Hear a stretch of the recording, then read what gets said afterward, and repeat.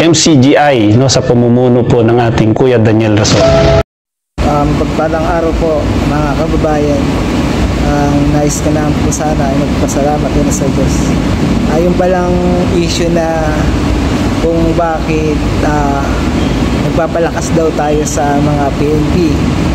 Tanungin natin ang PNP, bakit nga ba tayo lubos na tumutulong sa kanila? Ayun, bakit ang MCGI nagpapalakas daw? O masama bang tumulong sa sa mga gobyerno, kawan ng gobyerno? Hindi lang naman PNP ang tinutulungan natin, di ba? Mayroon tayong mga beneficiary sa mga iba't ibang locals ng government. Ayun, yung sinasabi nila na keso malalaki ang sweldo ng mga ating kapulisan, tayo pa ang tumutulong. O tanong natin sa kanila, kaya ba ng gobyerno na tustusan ang kanilang mga pangkalusugan? Di ba nagagawa ng MCGI ang mga ating kawang gawa, katulad ng medical mission.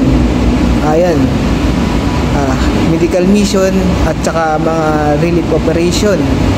O di ba, malaking bagay na po sa kanila yun.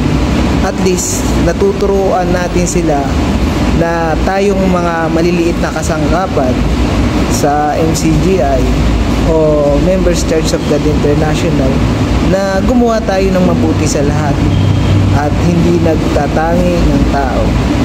Kaya ayun, sa pamamagitan ng pamamahagi ng mga kapatid, kahit kapuspalad ang ating mga kapatid sa MCGI, ay pilit nating marating sa kanila ang kabutihan ng Diyos na nagtuturo sa atin na gumawa tayo ng mabuti. Bakit natin ginagawa ito? Para madama naman nila na ang religyong MCGI ay ayon sa Ebanghelyo ni Kristo. Dito tinuturo ang lahat ng mga aral.